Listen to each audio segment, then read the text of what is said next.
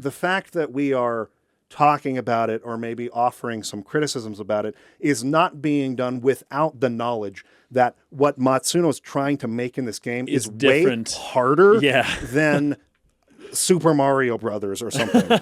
Right. In terms of executing on your concept. Yeah. This is extremely difficult to do. Welcome back to the State of the Arc podcast. My name is Mike. My name's Kason. Apologize if you hear some low rumbling. Maybe you're listening to this podcast with headphones. There is some intense construction happening to the lot directly south and to the lot directly east. Two pits have been dug for foundations, and they've got two tractors at the same time driving back and forth, like leveling out those plots so they can pour concrete. It's like we're at the intersection of the frequencies. Yes. And it's like shaking the house. It's literally shaking the house. Yeah. It's not as bad at this moment as it was when we first arrived, but if you hear that, I apologize. These mics are pretty good at minimizing stuff that's not here. Ambient sound. Yeah, that's not like right in front of the microphone. But so hopefully it's not too bad. But if it is, that's why. Okay. We're going to be talking about the law route of, I almost said Final Fantasy Tactics. Tactics Ogre. Final Fantasy Tactics Ogre. Today. No, Final Fantasy Tactics Ogre Battle. Yeah, there you go. There 64. There you go. This will probably be 2 episodes. There are a lot of people concerned about that. Hey, I don't think you can cover all of law in one episode. We agree. Probably. You're probably right. We probably agree. Yeah, we'll see. But yeah, we're planning on splitting into 2 episodes. We're going to revisit the choice at Balmamusa, offer some thoughts or maybe revisions or confirmations of what we felt about that before. Yeah. But kind of look at it now that we've done every route, because I guess we haven't done Chapter 4 again after doing Law. No. But your concern was that, Vice is alive. I was shocked. I was shocked at the end of Chapter 3 where Vice was like, I'm still here. Hey, man, how's it going? I've just been hanging out. Like, oh, okay, I guess all of Chapter 4, Vice is here. Yes. That should change Chapter 4 considerably. And however, from what I it hear, may not change it that that's much. not the case. I haven't actually played Chapter 4 of Law yet, but from what I'm reading and from what people are saying, he doesn't do much after he's like technically recruited. Yeah. So I guess maybe this would be a few dialogues and maybe a thing here or there, like and there's mid-battle, probably an ending involving him that we'll want to talk about in the final episode. But we will be doing where a final Vice says, I always have been friends with you, and I never at any point was I being deceitful, never a doubt, or fake. Yeah. And then they're just friends. Yeah. No, we'll get to what you're referencing here in a second. But so we will do a final episode. So it'll be 2 here for Law, Chapter 2 and Chapter 3. We may go a little bit into 3, or maybe next time we'll cover the end of 2 or something like that. Yeah. But it'll be broke up into 2, and then we'll do one final episode. We'll bring Ivan back, and I would like to bring some other Tactics Ogre content creators out there to be on that final episode. But there's a couple other things I want to address before we start. And this is kind of just an inevitable part of trying to run a YouTube channel, and you've got people who have opinions this way or that about how the series has been handled so far and whatnot. Some of that we agree with, and it's why we've made the choice from here on out. We will no longer be doing a game that at least one of us has not already played and is familiar with. Right. We're no longer going to be covering a game that both of us are blind to. So as far as like the concerns that have been brought up about how this series has gone related to that, don't worry, we're not doing that again. We're going to at least have one person familiar with it. But there's a couple of other things that have been said that I want to get some opinions on. This is not necessarily a response to I don't know, express disagreement with the commenter giving criticism. I don't want to do that. I'm trying to take the criticism constructively, and I'm trying to make the show better moving forward. So bear with me.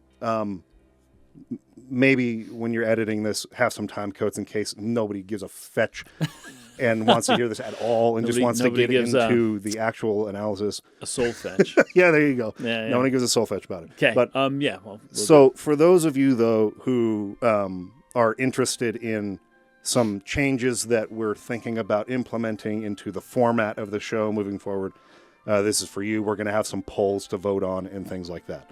So just bear with me for a little bit here. This may take 10 minutes or more. Okay, so some people are like, oh my goodness, you went through the chaos route and you did not talk about the resolution of this or that character with Nybeth or the Cressida recruitment, and like this is so important for this or this. And so one aspect of this to respond to is I always feel like I've done it, but it's hard to remember which series I've said it very clearly on and which ones I have not, because we say it, I think, at the beginning of every series, but maybe I didn't put fine enough a point on it this time, and there are new Tactics Ogre people watching this. New Ogre heads? Yeah. Because I did see people saying, for a podcast focused on story and lore, it's surprising you're not covering these things. And this is lore. Not a lore No podcast. lore, please. No, we never said lore. We purposefully never said lore. Yes. This is not a lore and story podcast. Okay, here's the thing. So I was researching the game and I had a question about something, and I came across a Reddit post from somebody that said, I'm 500 hours into Tactics Ogre, and I have still not recruited this character, and has anyone actually 100%ed this game yet? Yes. And I was like, whoa, that's interesting. We don't have that kind of time. Like, we're not, we can't do that. Nor are we trying to. Yeah, we're not trying to put 500 plus hours into the games we cover on this podcast. Apparently, there's a ton of stuff in this game that you can really, really get into every single nook and cranny. Yeah. So, just to clarify, this is not a story about, or this is not a podcast about summarizing exhaustively every story point with every character interaction and every point of lore in the whole series or game or whatever. That's not the purpose of this podcast. The purpose of this podcast is to do a thematic sort of literary analysis about what the core of the story is trying to say. And in the process of that, analyzing the techniques of storytelling. Sure. So it's not a story and lore podcast, it's a storytelling and literary analysis podcast. Sure. So having the right expectations is important for how we go about choosing what we will talk about and what we will not. Because we will not talk about everything. That's just not an option. It's not feasible in the format that we're currently doing to be able to prepare enough in a week's time to be able to do it that way. 1. 2, I'm not interested personally in covering games that way. It would not be something that I'm passionate about talking about all of like the whole lore. And that's why I want to bring on, say, Warren Report, although he doesn't do things live. He may send in a recording because he has done videos of that nature where he's covering everything story-wise for the series. That's his domain, not ours. So anyway, also people who want to see game mechanics, we will be having Coffee Potato on, hopefully, and he's done a lot of that. So that's point number 2 I wanted to address there. But thirdly, I do agree that it's important for an analysis, a proper analysis of something, to have played or experienced the thing before you start talking about it, because you know where it's going and you can see certain setups or foreshadowing or maybe symbolism that you wouldn't just see on a first exposure to the thing. Sure. So that's why we've made the decision that we won't be doing that anymore. I was hoping that by having a sort of third expert on board that it would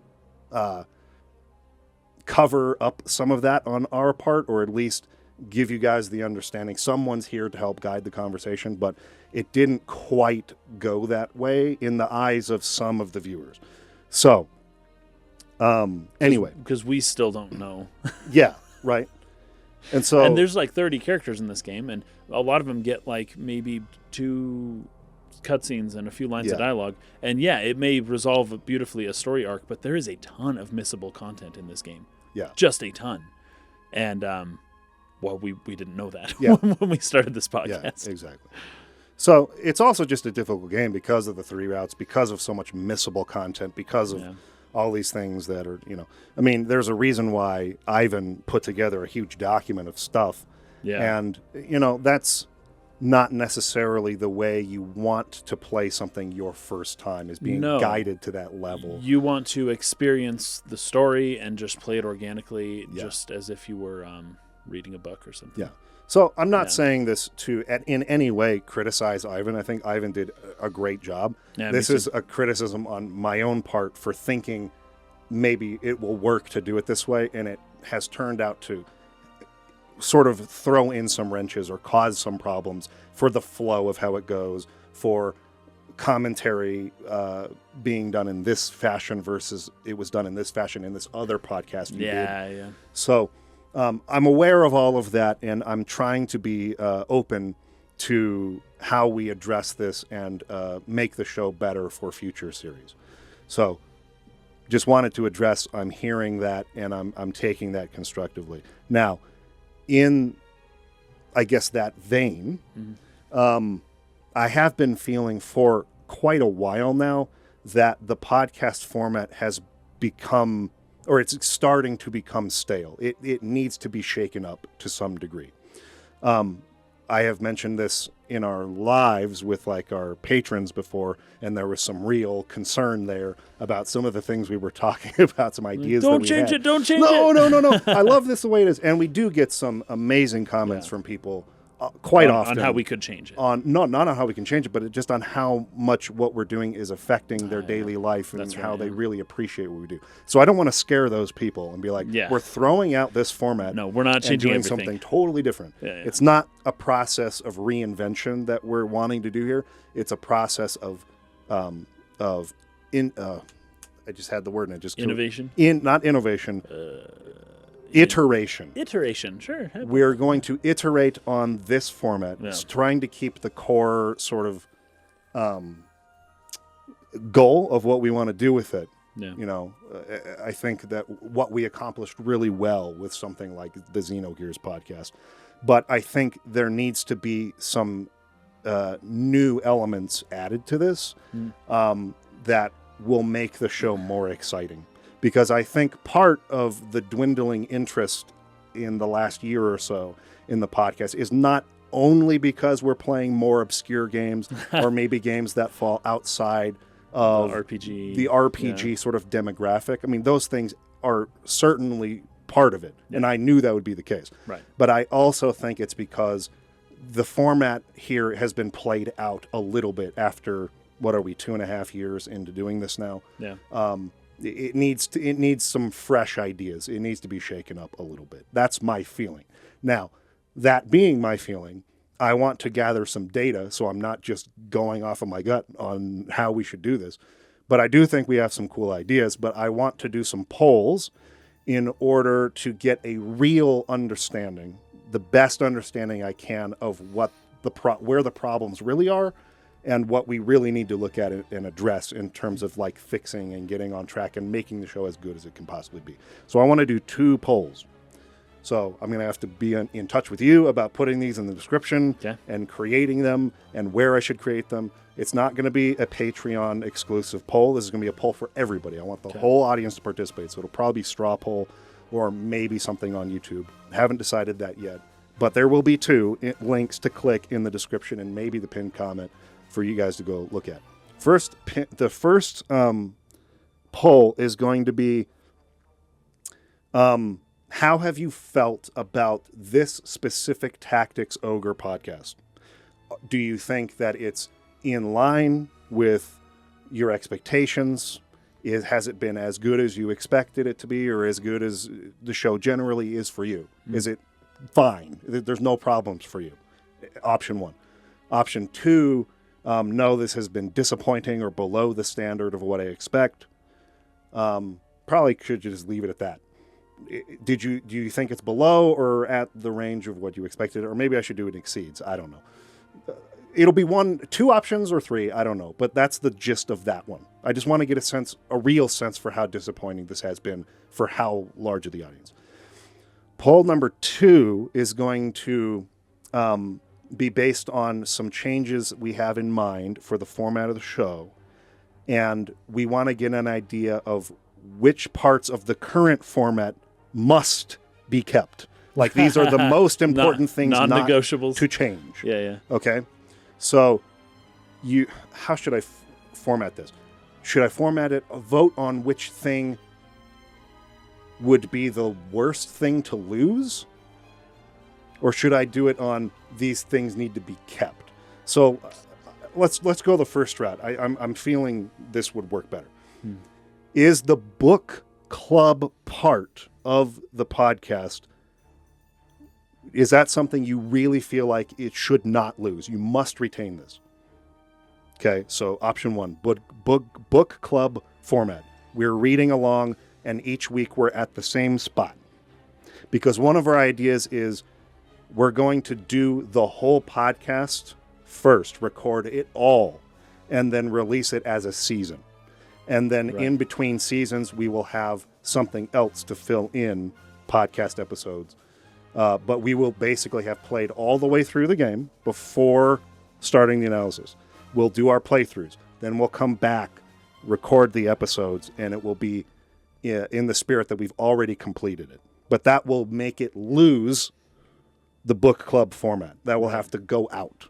So if you're voting on this must not be lost, the book club format, that's what we love the most about this. You got to vote on that.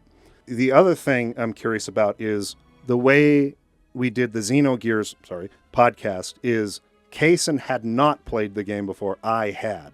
So the element that some people really appreciated about that was that you got to re-experience with somebody for the first time again. They loved that aspect of it. Is that something you want to keep for sure moving forward? Because we could still do that even in the format we're talking about, where we record it first and release later. We would just have to do episodes as you're playing along to get your genuine first reactions to things. But you can't do as good, say, an analysis on symbolism or, sort of deeper things when it's just a first reaction and not something you're familiar with. Right. That makes it harder. So the symbolism part of it is probably the other thing, right? Is that the strongest thing? Because Kaysen could do better with that. I could do better with that if we've already done our playthrough and then we're coming. So we lose the book club format that way. Right. So that's the 3 options so far. And I guess the fourth and final one will be whether or not this needs to feel from beginning to end, every episode, as if it's a sit-down conversational style discussion. That it's not more heavily edited, that there's not some cinematic ideas we have that we want to put into this. Yeah, pre-scripted. Yes. Thrown into performance, readings. Because part of our idea is that not to get rid of the sit-down conversational style stuff like we're doing now, but just integrate into that some basically filmmaking, some true cinematic filmmaking into it. I can't really get in too much into what those ideas are, which might skew how this polls, but I want to see if, this podcast has got to be a hour and plus just sit down 2 dudes on a couch or chairs, just shooting the breeze, chatting it up. Yeah. Is that the most important thing to you? Right. Okay. So those are the 2 polls. They'll be, like I said in the description, go vote on them so that I can get a good sense for what people really want with this. Now that I've said that, let's actually start talking about the game. Okay. Jude McGuy saying only Tactics Ogre people are going to see this poll.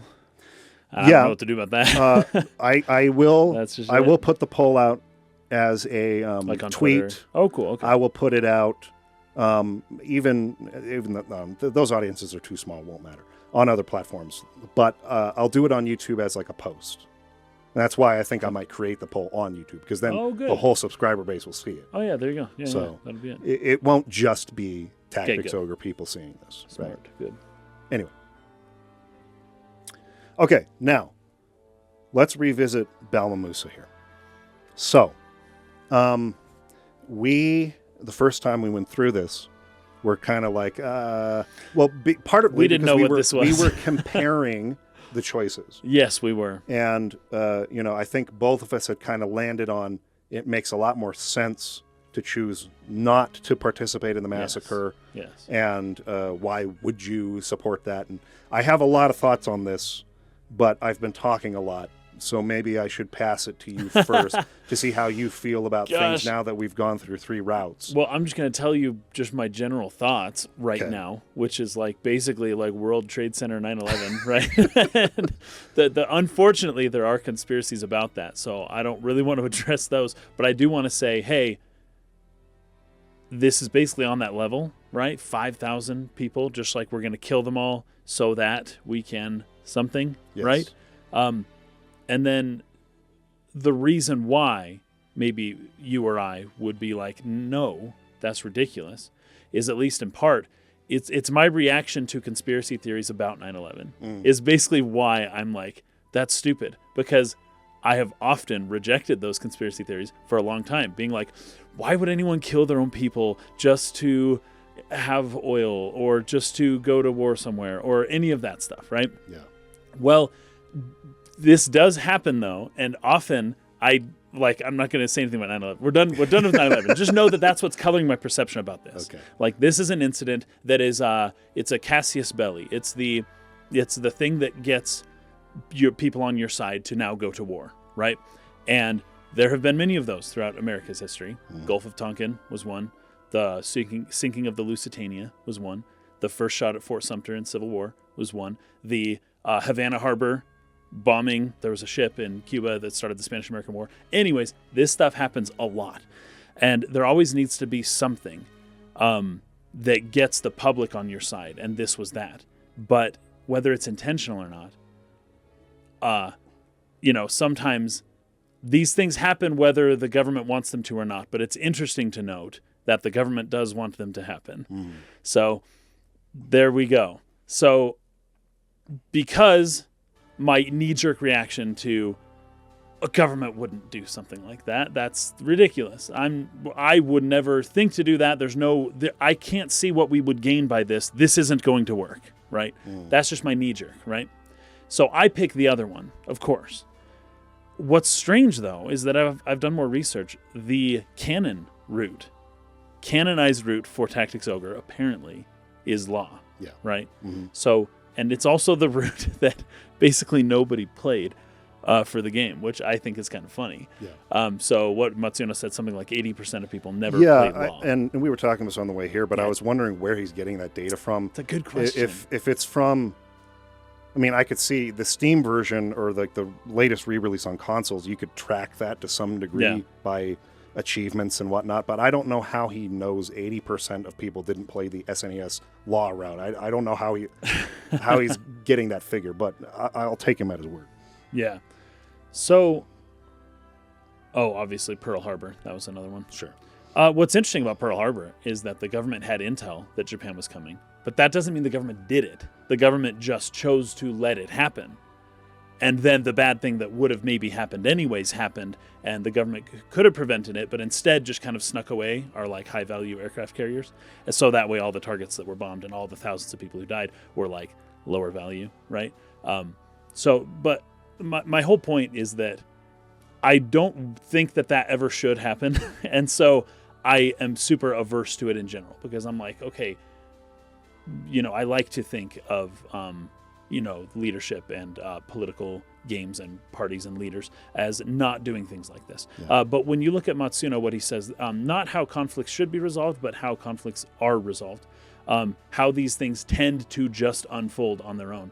This is a huge part of that, and it's really difficult to deal with or to grapple with on some level, especially as it relates to like actual wars, right? Like the burning of the Reichstag or something like that, which is what got Hitler to consolidate all of his power and to really rule Germany with like an iron fist.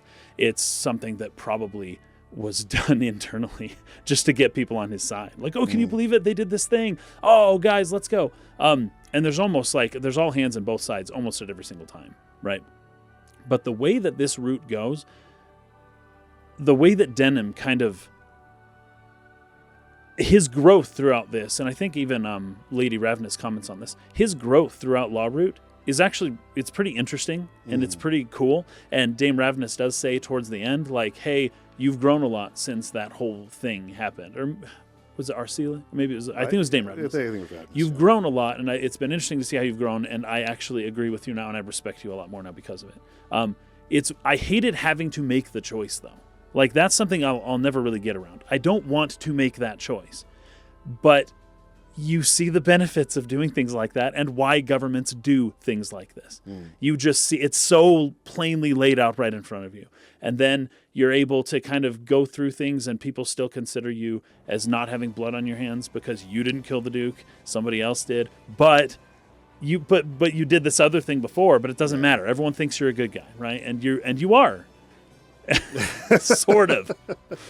To think that you can still be a good guy after purposefully doing 9/11 to your own country is just weird. It's weird to think about, but it's something that I think Matsuno wants you to think about. Sure. He wants you to consider that. One thing to clarify as I'm looking at our chat here is apparently Matsuno has said there is no canonized route. Oh, but the manga? As Ivan is saying, that the L route, the law route, is canonized by the auxiliary content. So things like the Coda 4 being inaccessible without being in the law route, and the manga adaptation being based on the law route. So it seems there's just auxiliary content where they use that as the launching point for those. But that maybe Matsuno wasn't necessarily involved in making those or not. I don't know, actually. And so he has said that there was no canon. So I just wanted to clarify in 1994, there was no canon. Sure. But as they've expanded the game with extra content, it has been determined that law is the one it's all based on. Yeah. Okay, gotcha. So, after clarifying that, I think that trying to think back on some of my feelings about the choice of Balmamusa early in the podcast series, one thing that I could not see was Denam making the choice to do what he did. This is something I have reversed course on a little bit. Okay. But not because I see Denam as the type of character who would do that, as much as him being young. Dame Ravnus brings that up too. She says you were a young man and should never have had to make that decision. Yeah. Whether or not to do that, right? Yeah. And being pressured by Leonard, who he looked up to as a commander. Like, I can imagine a scenario where a 17-year-old boy or a very young soldier is commanded to do something by his officer and doesn't give him a choice. This is, I think, where I got slipped up a little bit, because Leonard presents it like a choice. Are you with me or not? Whereas I could see in a scenario where the commander says, okay, we're doing this now, and he makes some sort of veiled or subtle threat. Right. If you don't do what I'm saying, I'm going to kill you. Right. Where a boy would be like, right? No. Okay, I'll go along with it. Right. From a sense of self-preservation. Yeah. Right. That I could see and even forgive a boy being put in a position like that. Sure. And then later on in life, totally regretting that. Which is kind of the way Law Route goes. Okay, and that is, gosh, like most soldiers that have PTSD, that is a big part of it. Great point. It's I think most soldiers have some element of that kind of feeling. That they trained me, they literally trained me to follow orders without question. Right. And I did that, and now that I've had time to think about it, I'm haunted by it. Yeah. This is a perfect way of sort of justifying Denam moving into that course. Yeah. So if I look at it under that lens, I have actually reversed course on thinking, oh, there's no way Denam would do that. I think Denam showed nowhere, even, like I said, even when you make the more aggressive choices of dialogue in Chapter 1, I never saw him being nationalistic enough to go that far. But I can see Leonard giving him an offer he can't refuse, in a sense, that would pressure a boy into doing it and just not having the courage to stand up to his commanding officer. You know, there's another line by Kachua later on, maybe in Chapter 3, although I think it's in Chapter 2 here, where she, I think Leonard talks to Denam and brings up the idea, hey, you should be the one to assassinate the Duke. Yes. And Kachua, she kind of intercedes, says, don't do this, but Leonard says, no, Denam, then you'll be the new leader. And Kachua says something I just took me totally by surprise. Kachua goes, Denam's no leader. Yeah. Denam can't lead. Are you stupid? What? And I did have to kind of step back a little bit and be like, what? Because as far as I can tell, we're controlling Denam. He's a perfectly suitable leader as far as I can tell, but that's because I'm like, however old I am, twice his age, and I am controlling him, and we're leading armies. I've been leading this whole game. What are you talking about? Yeah, right. I'm the leader, and I've been doing it. Yeah. But when Kachua said that, I'm like, hey, what does she mean by that? At least in part, she means he's only 17. Yeah, he's you can't lead a nation when you're only 17. But in addition to that, right, kind of sort of like what you're talking about, it's just never really even occurred to Denam that that's a possibility. Yeah. He isn't a leader. He is somebody who's recruited by others, and he is expected to follow a leader. Yes. He is not a leader himself. Yes. So when you look at both of those, coupled with the idea that he's only 17, it's like, yeah, something like this does hit a lot harder. But you have to be reminded of that, because it's not so obvious in the game that Denam's not this natural-born leader. Because you're just playing, and you're just like winning all these battles, beasting everybody. You would assume that, Denam's a pretty good leader, because I'm Denam, and I'm a good leader, and we're winning, and so good job, Denam. Yeah. Right? And then Kachua shows up and kind of shocks you a little bit. Yeah. And is like, Denam is not made to make decisions like this. This is not his strong suit. This is not. This isn't a good thing to hoist upon a young soldier. Right. Yeah, that's and of course, Leonard has his own trick to pull he's as not well. Actually offering and Kachua, for him to be exactly, the leader. And it happens how it happens. Fine, but that was clearly Denam's naivety being taken advantage of. Yeah, right. Exactly. As it was at this point as well. I think. Yes, and so I've become much more open to that part of what maybe before I was a little critical of. The part that I'm not walking back on is Vice turning into what he is in Law. I don't see that based on the character he was in Chapter 1. I actually didn't mind Vice too much in this playthrough, because I have already determined these are three different people. Like Chaos Vice is not Law Vice. They are not the same person. They're not the same person. And Neutral Vice is not either. And they're not motivated by the same things. They're different people. They seem to be entirely different people to me. Yeah. And when you do that, when you think of it that way, it goes down smoother. Yeah. Now, I would argue you ought not have to do that in a game like this. Yes. But, that's my personal opinion. When I just think of Law is just its own story. It's its own, and Neutral and Chaos, they are their own stories. And everything works fine if you just look at just those lanes. Yeah. Which is unfortunate, because the reason that I've fallen into that is at least largely because of Vice. It's the only way to make sense of him as a character, is to just take the one route on its own and be like, okay, you really got to do a lot of work in your head to kind of make that work.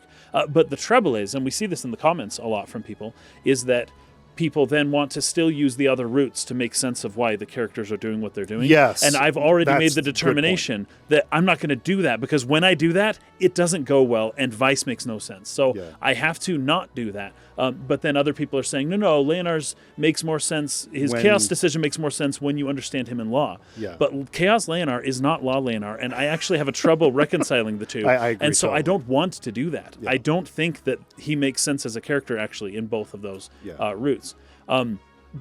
But he makes perfect sense just if you just take the route in isolation. The one on its own. Yeah.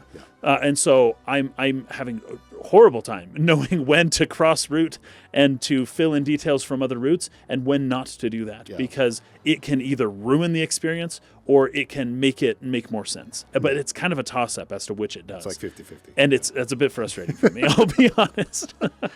Yeah. For Vice, just take the routes in isolation and consider nothing else. Yeah. There was somebody else who had made a comment saying like, hey, I think the reason you're tripped up on the Balmamusa choice is because you're thinking of law as good and chaos as evil. This is more like D&D alignment where you have lawful evil. That was helpful. Right? That's helpful. Had nothing to do with what I was saying there. My entire point was I don't understand why Vice literally 2 minutes ago was this horribly abrasive, rude, chastising these people who don't want to fight, treating them as if like if you're not with us, you're against us, type of character, who then emerges from that same building talking about the morality of this choice, being like, how could you possibly think to do this? Right. You're the only one I would have assumed would have made this choice or gone along with it. His character seemed to be building towards you would have seen their refusal to fight as traitorous and worthy of death. Yeah. That's how you were acting 5 minutes ago. Right. And now you've turned into this noble character. That's interesting, because when you think of a traitor, the charge is treason, and the penalty for treason is death. Yes. And that's essentially when he, and especially if this is based in Middle times, right? Like medieval times, Middle Ages. When you tell somebody that they're behaving as a traitor, it's like you are basically saying it's okay for me to kill you. Yeah. You are one of the thems in the world. You're not one of the us's. Yeah. The other thing is that Vice at the end of that sequence, no matter which route you chose, is swearing that he's going to kill Denam with his own hands. But then later in Law, there are several opportunities at which he goes, we shouldn't be fighting, this serves no purpose. Or, I know the choice you made, it's not forgivable, but at least now you can do something about it. He's sort of given up on this, like, vendetta against Denam, whereas the other route... But didn't you know that they were really great, perfectly super good, honest friends growing up? According to him, he wasn't. He never was. But you can't don't inform with the other routes. That's basically where we've arrived at the same conclusion. Vice is not the same person. He's not driven by the same motivation. Nor was he brought up in the same way. Nor did he think the same way about Denam from the beginning, even as a child. Even chapter 1. It doesn't make sense. It doesn't make sense. If you try to use his speech to Denam in Chaos/Neutral at the end of chapter 2, where they're one-on-one fighting, if you try to use that as his driving motivation, assuming that still happened in this timeline, it's not what's driving him here anymore. No. And so, or even the Kachua thing, he really likes Kachua. He doesn't say anything about Kachua actually really in Law. Yeah, not a thing. So, and, I know some people are going to bring up, well, he's just trying to do the opposite of what Denam does because he doesn't want to live in Denam Shadow or whatever. But that's not Law. But I don't see that. That's not what he's fighting for in Law. And maybe you could just say, well, he doesn't say that's what it is, but you're headcanoning it at this point. Yes, I like hardcore. My opinion of this at this point is that this choice works either way for Denam, because there are elements to where you're choosing the type of character he is through chapter 1 by the choices in terms of what you say. And I could see the pressure from Leonard being young, that he would be really hard pressed to have the courage to stand up to. I was just thinking about how there was a news story a couple of years ago. I think it was in Philadelphia on a train. A woman was, I don't want to use the word, take advantage of on a public train, subway. There were tons of people, and everyone was who filming. Just did nothing to help. People who intervene often get arrested themselves, though, and this is one of the big issues of like large cities. I think that we underestimate to a pretty large degree sometimes we see in the media that we consume and stuff, we're the main characters of our own life story. Yeah. We sort of cast ourselves in that role, and Yeah, we would do makes sense. assume what we would do in a situation like that. But there's way too many instances, way too much data out on people that show that a lot of people freeze up. Oh, totally. Or choose self-preservation in situations where it's like, safety. I could intervene. Maybe even I believe it's the right thing to do. But I don't know how that crazy person will react if I try. Maybe I end up getting hurt or killed. Right. I'm not going to do anything. You say better them than me. And that's something that a lot of people that I've talked to who are reacting to the story, they want to judge those people on the train, not realizing they could very likely have been them too. Yes. And I think it's really understated how difficult it is in a high pressure situation like the one Denam was put in there to be a hero in that situation. Right. It would be way harder than most of us assume it would be to do the right thing there. Right. So I've kind of come around on that. A little bit with him, but with Vice, it's tough for me. Now, Ivan is saying something here. I want to make sure that we touch on this. He's saying he does say stuff about Kashua and Law. If you get him killed in Law, his final word is still Kashua. I guess we wouldn't know that if we didn't get him killed. That's what I mean by missable content in this game. Yes. Right. So Ivan's playing a little bit into what we've already talked about. Good to know, though. That is good to know. His fixation on her is less obvious, but perhaps less of a fixation. But the fact that he likes her is still baked in. He also has dialogue with Kashua at Barnisha if she fights. Okay, so but this is the point, and this is something I want to bring up too. There's a lot of people who use these obscure, well, if this and this and this happen to go right, then it makes sense. Then this explanation is there. And in a game that is as open to choices and different things being possibilities, this is why it is so difficult to pull off a game like this.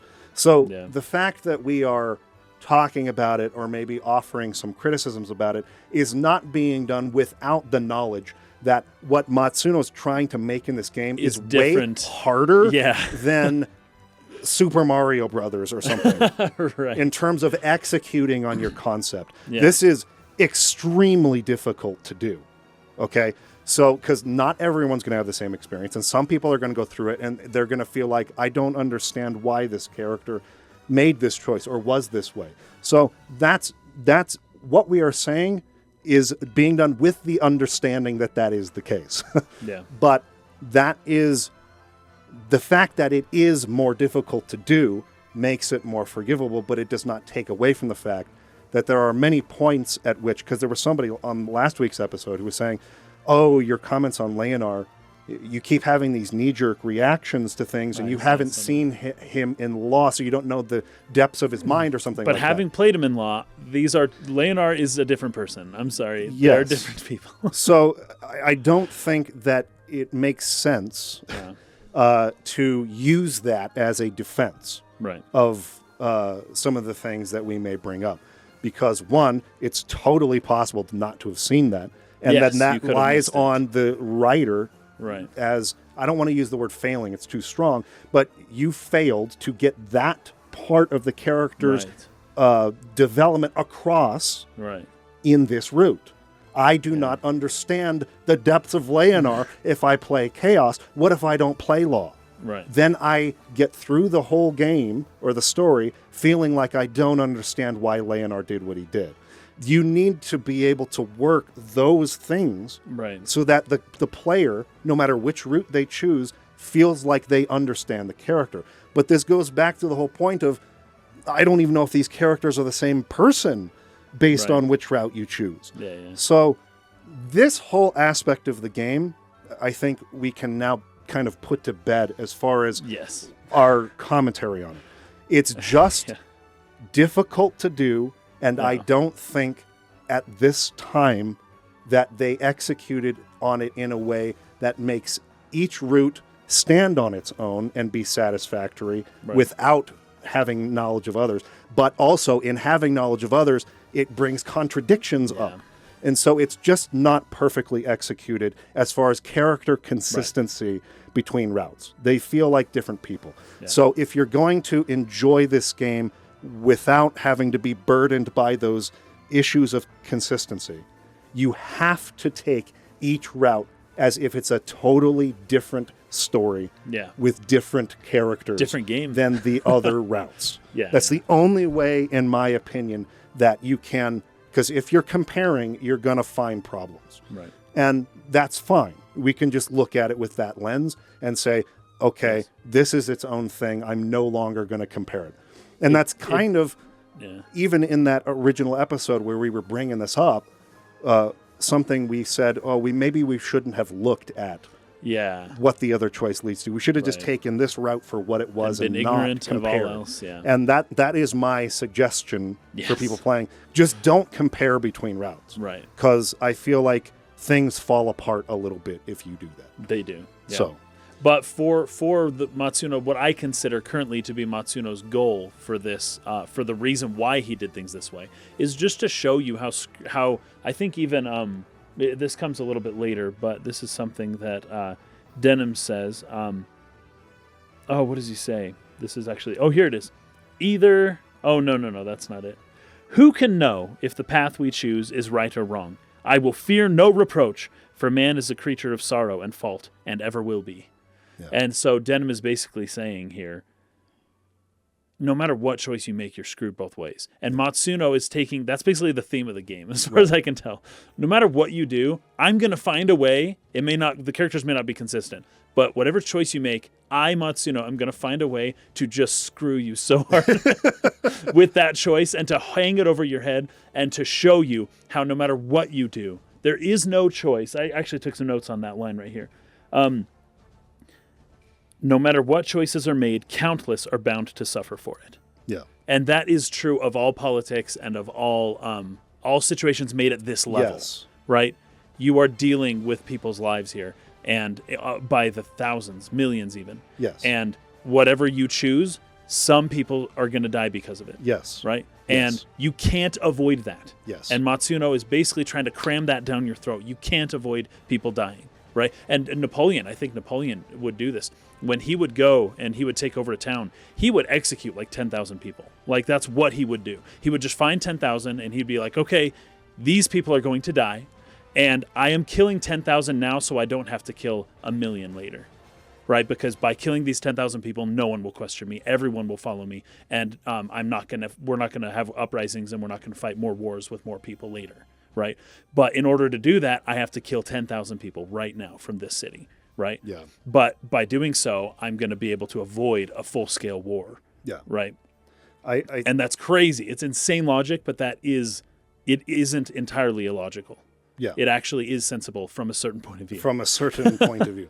Now, I'm glad that you brought this up, because this is something that I think, despite all of maybe the logical inconsistencies or character inconsistencies between routes or whatever, if you're looking at this from a holistic standpoint and saying, this is what Matsuno's trying to say to you. That's what I've discovered. This art piece is trying to say, you will not avoid getting your hands dirty in war. Right. No matter what choice you make.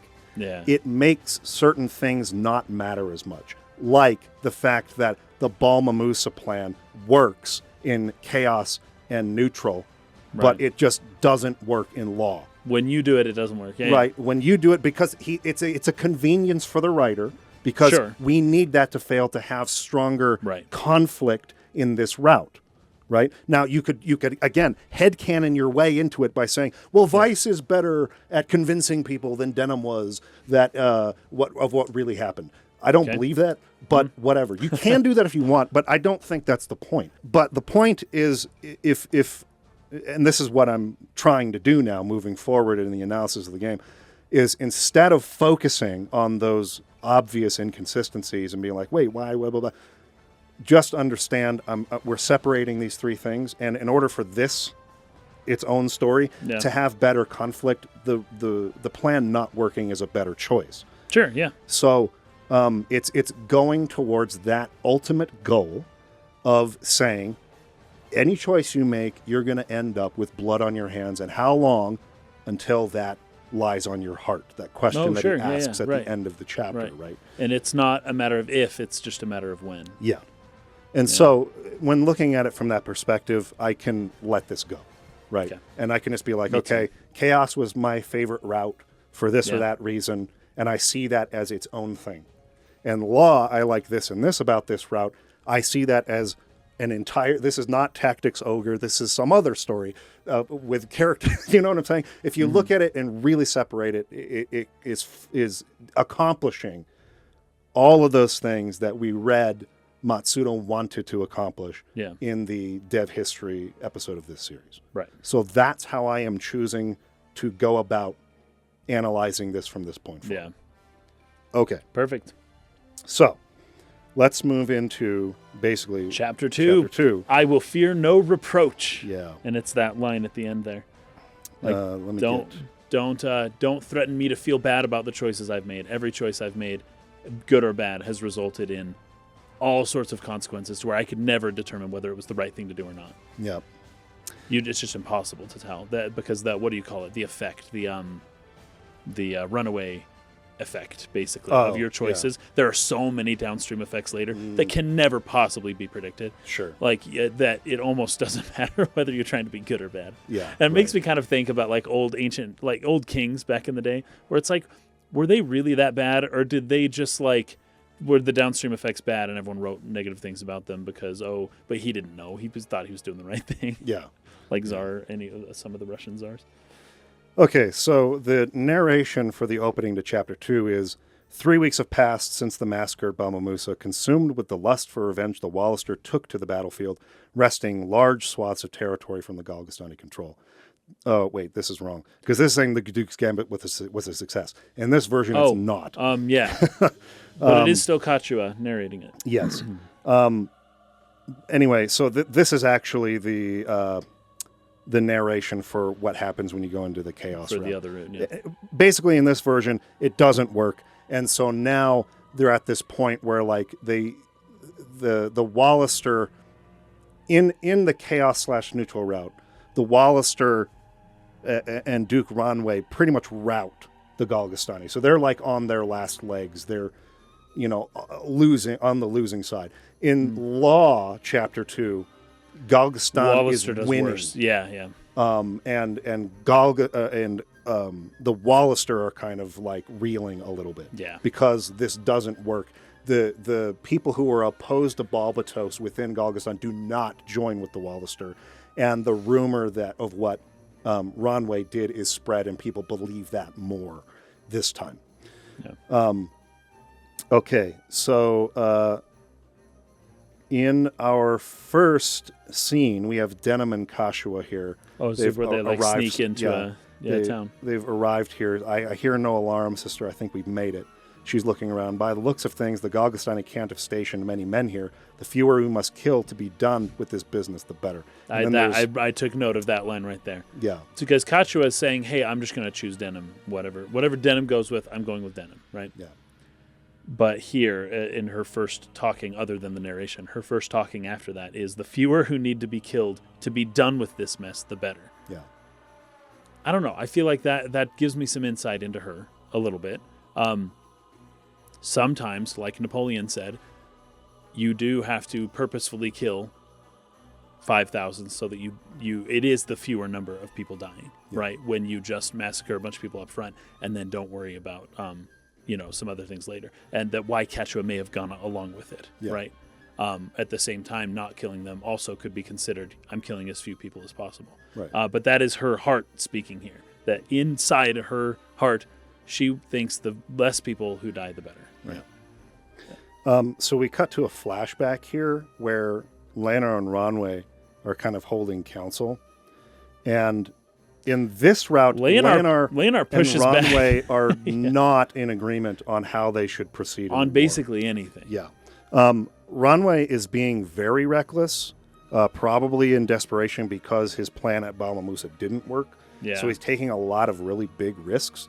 Or I think maybe the better way to put it is assuming that his plans will work perfectly way more than he should. Yeah, and he even says that. About it. Nonsense. The plan is perfect. Stop bickering. The plan is perfect. Oh my gosh. Because he's like, if we do this and then we'll distract them, then they'll split their forces and they'll be here and here. And I think if we attack this, and it's like, the plan is perfect, but there's so many ifs and maybes about his plan. For him to claim that it's perfect is just hilarious. Yeah, and I mean, Leonard is trying to be the voice of reason. He's not even necessarily going against what Ronway is saying. Yeah. He's just saying, let's wait to make sure it works out and there's no wrenches in it before we commit wholesale to this and then put ourselves in a bad position. Now, I get that this exact scenario didn't happen in the other routes. No. But in general, Leonard was very much differential towards the Duke. Yes. And everything that we saw in the other routes. And of course, part of that would have been the plan worked. So they were winning. It's easier to be differential when that happens. When you're winning, you're going to agree a lot more than when you're losing. There's going to be more conflict between your allies when you're losing and finger pointing and blaming and stuff like that. Yes. But in any case, there's several scenes in which Leonard just pleads with him, just be cautious or just wait a little while first, or please don't do that.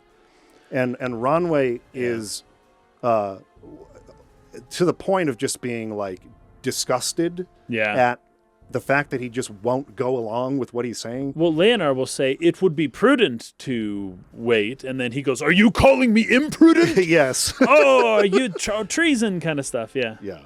And so this leads to eventually Leonard being dismissed, more or less. Yeah, eventually. By Ronway, being like, just get out of my sight. I don't want to talk to you anymore. I don't want to hear what you have to say. Screw you, and get out of here. So that's kind of where this is going. Yep. But there's a couple steps to this. So this conversation first is... You would have me fight such a battle with our numbers, or have you gone mad? So that's pretty strong. He's calling him crazy. Are you crazy? Why would you do that? I mislike your tone. Forgive me, your grace. We are more powerful now than ever, I grant you. But let us not forget we failed to rouse the Galgastani against Balbatos. Our resistance remains far outmatched. I do not need you to tell me what I know so well. Then I beg you to reconsider. Humor your duke. Hear my plan before you reject it. First, we dispatch a light force to secure Balmamusa, a small town west of Krypton. I mean, we've already been to Balmamusa. Obviously, we know where it is. Thence to advance to the Zayad Moors. You distract them by needling their flank. They will never fall for such a ruse. Your ears would serve me better than your tongue. Yes. I mean to have our young hero lead the band. We will feed sweet lies to their whisperers. That is no small band, but half of our army that marches. So they're going to tell them half our army is marching this way, when really it's not. A morsel they will find impossible to resist, nor will they know whether it is from Almorica or Balmamusa that we strike. So the plan here is we're going to make them believe half our forces in Balmamusa, half our forces in Almorica. The truth will be it's just some middling force over here. It'll draw out some great number, and then we march with our full force from Almorica and, take their forts and castles or whatever. And the way that they'll get them to believe that small group is half their army is because Denam, the hero is with that. The Wallister will be at the front. Is he the hero of Goliath? The hero of Goliath. The hero of Goliath. Will be with the force at Balmamusa. Yeah. His enemies call him the butcher. His allies call him the hero. But because he's there, they will assume, this must be one of the significant, half the army. So Leonard says to this, well, but what if he doesn't split his troops? Then what? He's we must see that he does. There's more. Once our heroes have a foothold in Balmamusa, they will turn their attentions to the port of Ashton.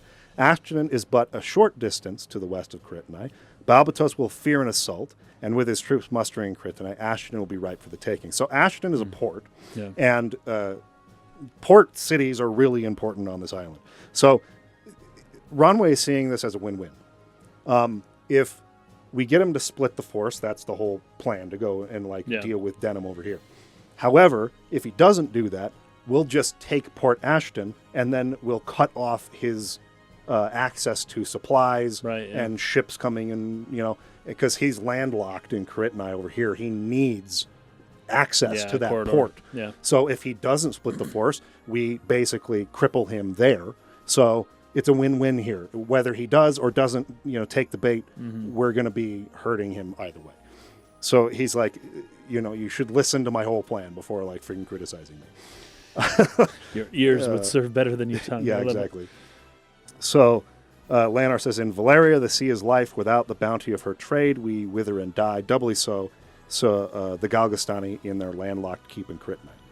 Believe the rumors or no, they must respond, and that means splitting their troops. So they'll have to do it at some point. So that's what Denam sets out to do first, is to go to Balmamusa and take it, and then Port Ashton. Let's see here.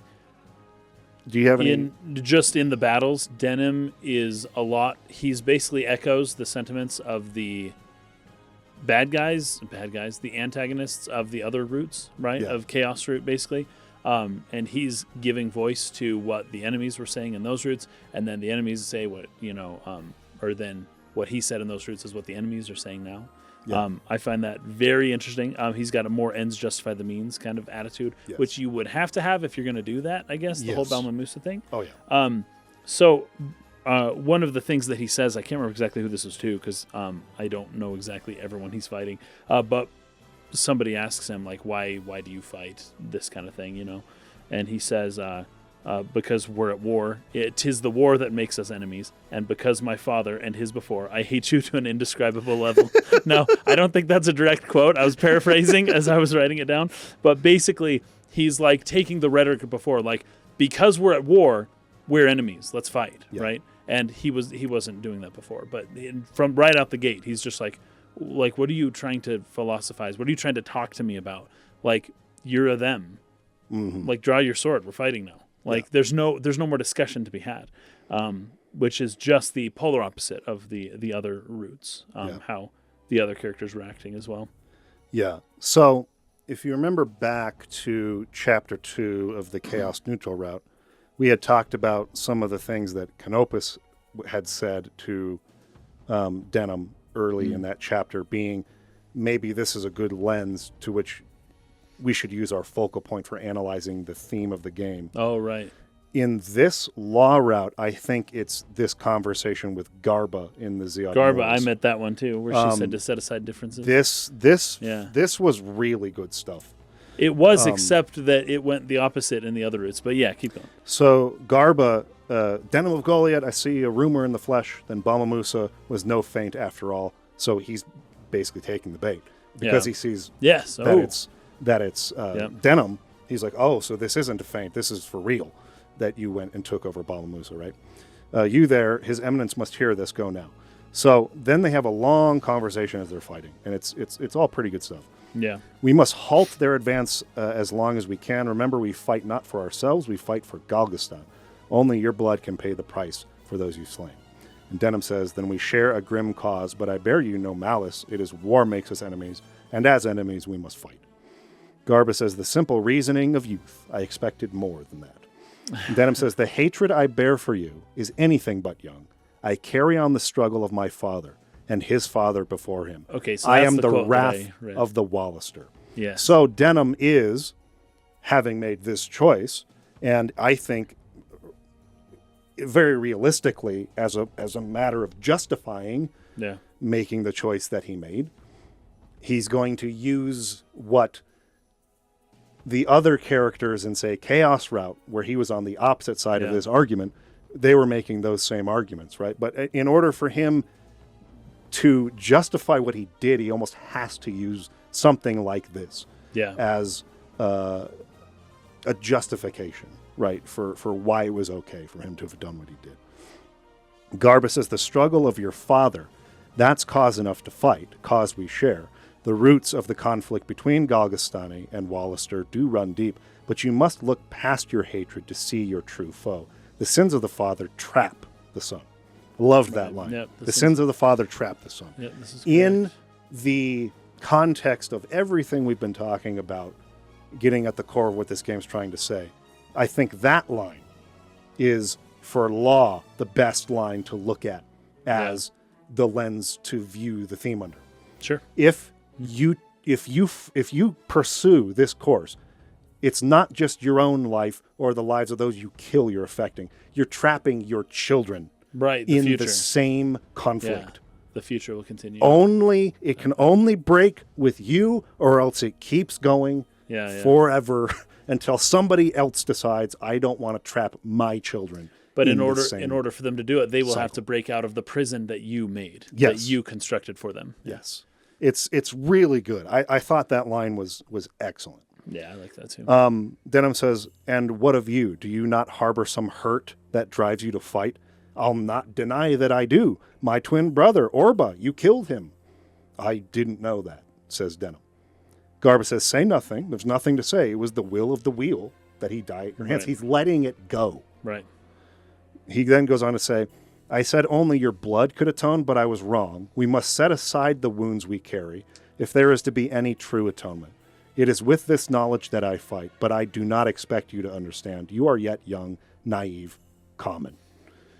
Denam says, not so naive that I am blind to the wounds you carry. And Garba says, forgive me, fault is most difficult to see in oneself. Let me be your mirror then. That's great too. Right. You're right. What you're saying about me is right.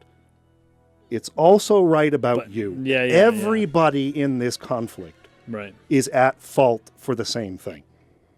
So long as there is vengeance in your heart, your victories will turn to ash. But you must know this only too well, Butcher of Goliath.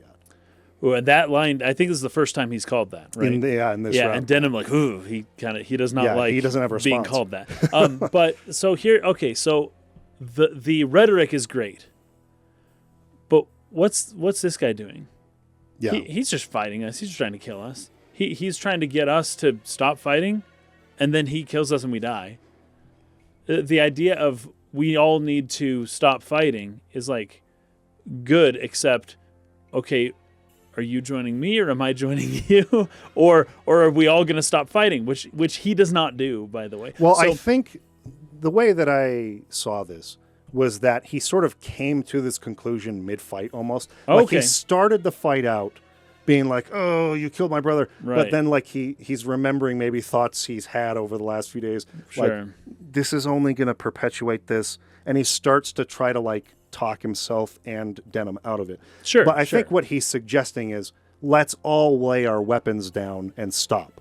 And Denam saying, no way. Right. But he's not just going to let him kill him then. Right. I'm going to defend myself. Sure. But if I can't convince you, then I'm going to fight for my own life.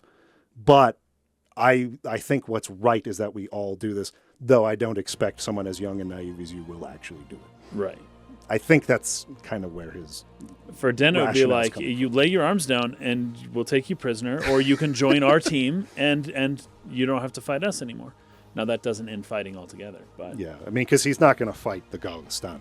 Garba, I'm saying. Like, he just wants the people in this particular battle to be like, let's all agree to not do this anymore. But, you know, it's...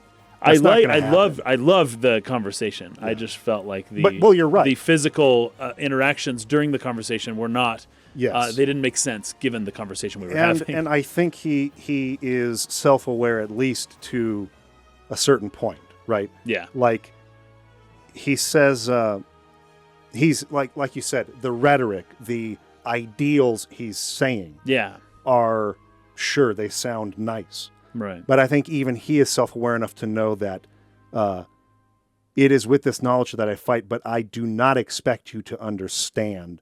You're yet young, naive, and common, and you would know this only too well. So he's like, I know what I'm saying is right, but I also know that it's not going to change anything. Like, I'm not going to convince you, and so we're going to fight anyways. Right. But it's worth a shot. He's like a conflicted person in this. Sure, that makes sense. He knows I'm gonna fight. We're going to, because that's just realistic. Yeah. But ideally, I wish it wasn't that way, and I want to. Don't you agree? Appeal to try to convince you that. Fair enough. you know, I like it. So I think he's just a conflicted person from the beginning. But I do think a lot of his lines really lend themselves to what this game is really going for in terms of what it's trying to say.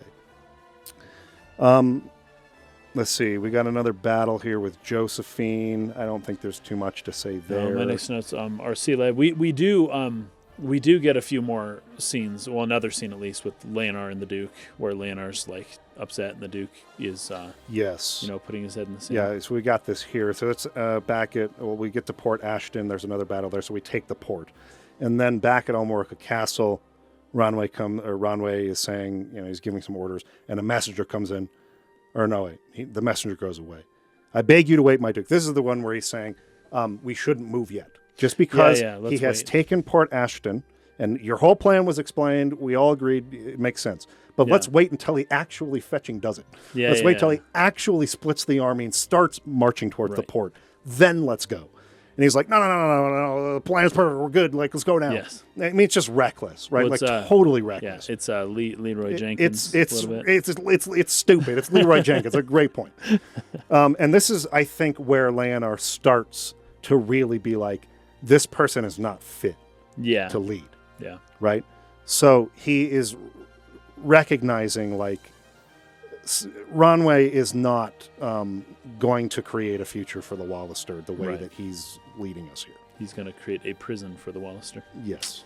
Then at Port Ashton, we have the battle with RSL, which goes more or less similarly. Yeah, similarly, but it's interesting to hear Abuna Donalto talking with him, being like, because now he's guilty in this version. It took Arcila like 2 lines of dialogue to get him to like feel bad, right? Because he's like, we did what was necessary, or we didn't do it personally, we didn't do it, and she's like, shut up, you watched it happen.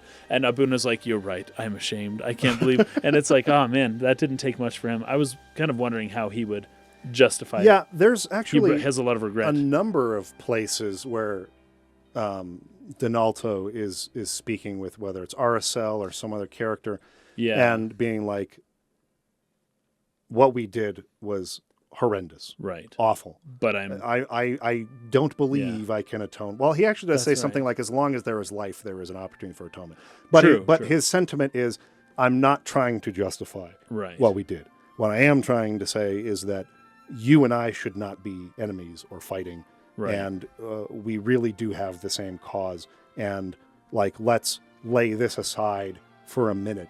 I acknowledge, I'm with you. I'm horrible. I get it. Yeah. But, like, let's try to do something about it, not use this as a way to put a wedge between us when we should be fighting on the same side. Kind of sentiments. Yeah. There's more than a few once where this comes up. But Arcila uses a shift stone and she just books it. Yes. Which I don't know why more people don't do that more often. Specifically the Duke. Shouldn't he have a shift stone somewhere? Yeah. Oh, she does mention that they lost. So the army that the Duke... Oh, yeah. They went to the Sanji Weald. And she's like, basically, they lost. It's over for you. Now the people... And we don't believe her. Yeah. Now the people will start rallying around us to lead them, not the Duke. And, Denham's... He talks to Kashu on the scene after this about... we should actually go back to Almorca and confirm this ourselves. We shouldn't just believe what she said. But she, and by she I mean Kashua is again pleading with us, just freaking leave. They're right Valeria there at all together. Boat. They were like almost on the boat. Out of here. And she's like, why don't we just sail that way instead of this way?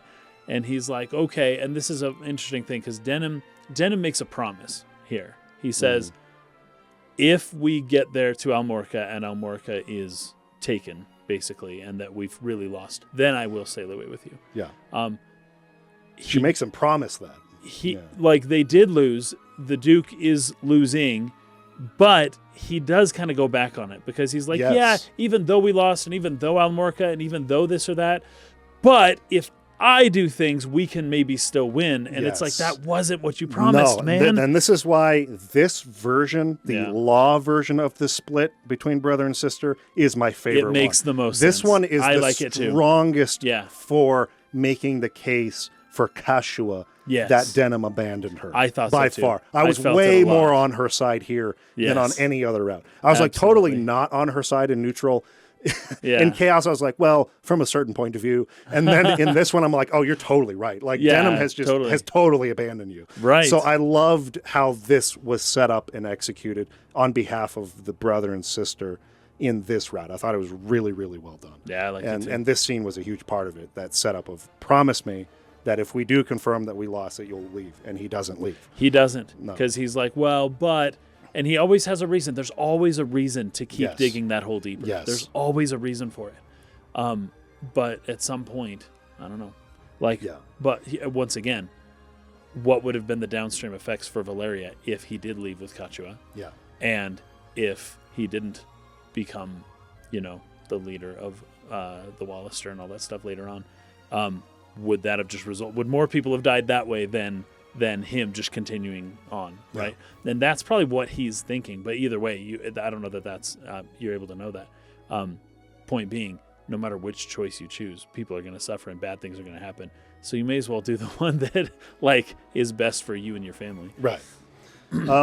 We do have Ivan mentioning some things here about Donalto that I want to bring up. So he's saying Donalto's loyalty actually goes down when he talks to Aracel. So loyalty to Denam goes down after he talks with Aracel. Oh, that makes sense. sense. That's interesting. Yes, that makes sense. Loyalty management is not a big thing in the Reborn version of the game, but this mechanic is still there. If loyalty falls too low, they do leave the army.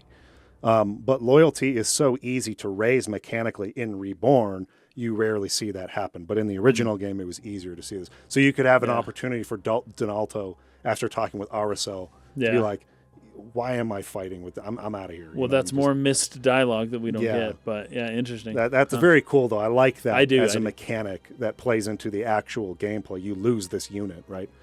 In theory, it's possible for Donalto to leave your army as a result of the conversation with Aracel. I think that's really cool.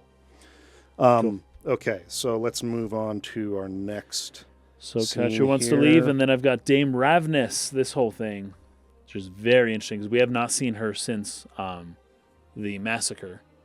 Balmamusa. But this is the same battle I'm on. So there's these knights that are sort of like escorting her somewhere. They're Galgastani knights. And essentially, she's frustrated because it's like, the Wallister named me an enemy. The freaking Galgastani named me an enemy. Well, and she is of mixed lineage, right? Yes. Her ancestry is not so grew clear. up in Almorica, I believe. Or was it Goliath? I think it was Almorica. She It was grew Almorica. up in Almorica, but she is descended from a Galgastani immigrant. I don't know. Somebody who came into Almorica from Galgastan. The Wallister reject her for that reason, and then the others reject her for the other reason, because she didn't grow up there, whatever it is. But she says, everything I've done has been for the good of Wallister. I love the Wallister, and that's she seems to think that it's not entirely fair that she can't be a Wallister. Yes. Because she'd rather be a Wallister. Yes. Because that's where she grew up. That's what she knew since she was a child. But if we're going to go back, in the United States of America, what it takes to be an American, other than, you've got to your paperwork. be a citizen and get everything legal. But you just have to believe in the idea of America, of a diverse, free country. And just by thinking the thoughts and believing something, congrats, you're an American now. As long, there's still legal stuff you have to do, but it's not by birth. It doesn't matter. A lot of this stuff doesn't matter as much. But she seems to be applying those standards of if I really like the Wallister, then I should be a Wallister, right? But Wallister, it's not an idea. It's a people. It's a race. It's an ethnicity. Wallister is not as even the country. Right. The country is, well, I know the capital's Almorica, the city. Goliath. I don't know what the name of their country is. Maybe Ivan can clear this up. The Wallister is just the ethnicity of the people. I believe so. Yeah. And so she considers herself of the people because she grew up there. Yeah. She was there her whole life. They call them Almoricans. Okay, that makes sense. So it's like the country of Almorica. Yeah. Anyway. But she seems to be applying some ideal, I believe in your gods. I, like you guys. I do work so that you guys can be better. Can't I be one of you? And that's just not how it works. Yeah. For their group, right? That's just not. Well, how if it we're works. talking about ethnic groups, you can't just right. you have to. You have to actually be of the ethnicity to be a right. person. But not a person of that end. Well, to them a person. To them a person. To them, but yeah. You're not really even a person unless you're anyway, so she feels like she has no country, right? Yeah. She can't go anywhere. So, but I just wrote this: wanting what's best for the Wallister does not make you a Wallister. Yes. But that's what she says. All I've ever done is for the best of the Wallister. Yeah. Well, I guess what she's saying there is she served. So her service to the Wallister should. Well, there is a concept from medieval times. There is a concept. I believe this might have even been in Rome. It's service guarantees citizenship, something like that. Yeah. Where Rome would bring people in who were outside of the empire, and then if you join the military, if you serve the country in some public way, then we will allow you to become a citizen of Rome. Yeah. Something like that. That is an older idea. Yeah. So I guess it's not just America. I think that's more what she's trying to say there is like, right, I've served you. My service, everything I've done in behalf of the Wallister should qualify me to call myself a Wallister. Anyway. Wow. She may be right about that. Maybe. Let's see that. Got pirates so now. You arrive in the middle of this being escorted. She's being escorted back to Gogstown, I guess. And so, you can help her. And there's a couple choices you're given when you actually end up talking to her. Yeah, I thought she was going to join us. I was like, sick, she's going to join us. But she's like, I can't join you. Not yet. It's not till a little bit later. Not till later. Like it's a little bit of a too soon situation. Yes, too soon. Too soon, yeah. Like there's no way after what you just did I can fight by your side. But thank you for saving me, kind of a thing, right? But you're really sweet. I was actually you have a nice personality. I was a little bit surprised that she hadn't gone with Vice. I wonder if Vice would have rejected her because of her blood too. Yeah, probably. Like I could see that as a possibility. Like Vice being like, I don't want you fighting with us. You're not a Wallister. You filthy mudblood. Yeah. I could see Vice, even in his nobler version in law, still being kind of like drawing a line in the sand there, right? In terms of like who he will accept to fight with him. But anyway, I was a little bit surprised that they didn't end up going together. But, right, me too. I'm sure that there's probably a good explanation. But I think either choice you make here for Ravnus, there's a little bit different dialogue, but it kind of results in the same conclusion. And they're both kind of the same thing. It's like, I can't leave you here as one, or you're a friend then? Like, just trying to get a beat on like, are we cool? Right. Or like, no, I can't leave you like this. They're both kind of, in a way, just leaving this off on a note that, look, I don't hate you, and I don't want to fight you. But maybe explain your situation. Yeah. I do want to know what's going on here. Yeah. So that's how that scenario ends. Yeah. She doesn't join us yet, but you can recruit her later. The next fight is at Kadriga Fortress. Is it pirates? It's the pirates. Okay, dude. Did you get that? Oh yeah. Is it Zapan? So Zapan was a mercenary who had fought against us in the other routes. But we help. Yeah. He fights with us on this. Yeah. One. So he was a mercenary. That's right. In this route, the difference here is that he was fighting in the battle at Sanji, and his whole unit was wiped out. So he didn't get paid. He didn't get anything. He's real upset. So about he's that. like, oh crap! Like I didn't get any money out of this. He's like alone now. Nor did he get a glorious death. No, he's just alive still. Yeah. And so he's kind of, I would assume maybe making his way back to wherever he comes from. Like these pirates show up and he's like, oh, these pirates, they're not going to get the best of me, but we help him in the fight. And then you can recruit him on the back of that, being like, hey, come back to us. I'm sure that we can get your money for you because you did participate in that battle at Sanji. Mm-hmm. And, after that, I think Ronway even suggests, continue being a mercenary for us, but go with Denam's group. So it was kind of interesting because Zapan was, I mean, at this point, we've done 2 routes where he's just a guy you fight a lot. He ends up getting killed by Vice at the end of chapter 2 in the other routes. Oh, that's right. Because he was the one who kidnapped Kashua at Rhyme. But in this route, he's fighting alongside you. It's just kind of a weird feeling, right? Like all these dudes who are like our enemies in 2 different routes we played are now like fighting alongside us. And the circumstances are totally different. Yeah, because of the fact that in this timeline, the plan for Balmamusa didn't work. So because it didn't work here, Zapan goes. It's butterfly effect. Zapan goes on a totally different path. Yeah. We are on a totally different path. It just like really changes up a lot of things. Especially with mercenaries.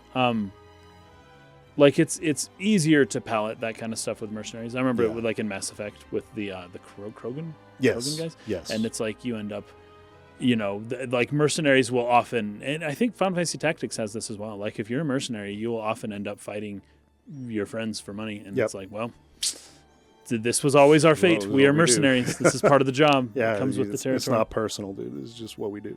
Yeah. But possibly the best line in the whole game is when you kill the last pirate. Oh, yeah. A pirate's death for me. I thought that was just wonderful. It's just missing a little yo-ho there. Yeah, what was his name? Darza? Yeah. A pirate's death for me, yeah. Yeah, that is true. I guess I missed that, but it's basically straight out of freaking Pirates of the Caribbean.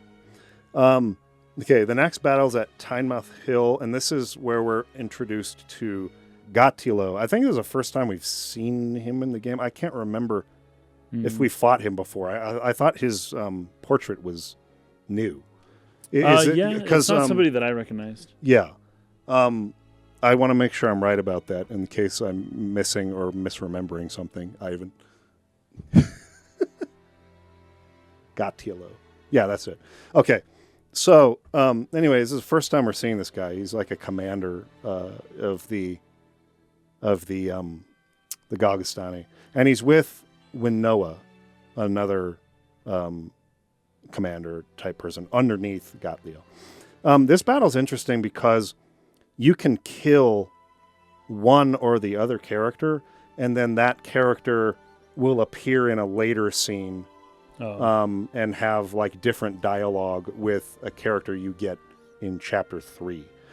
So I thought that was kind of interesting. So I prefer, of those two being in the scene, I prefer Winnoa being the one who has that conversation in the chapter 3 battle. And with I think I know what you're talking about. With Eugen or whatever his name is. Yeah. The Dragoon guy. The Worm Knight. Yeah, the Worm Knight. Yeah, the Worm Knight. That's a cool name, by the way. So depending on who survives this battle between the two of them, they will be the one to have that conversation with him in chapter 3. And I like her dialogue with him better than his. Oh, okay. So my suggestion would be to let her live and kill him if you can. Not that his is bad. I mean, there's a similar sentiment shared, but I thought the conversation with her was a little better, personally. Anyway, so you fight them here. This is let's see. There was something here I wanted to touch on. Because Zapan knows who he is. And he mentions that he's like, well, he calls him a real goad sticker of a man. As feared as he is respected, worse, it was him what pushed the Balbatos' blood war.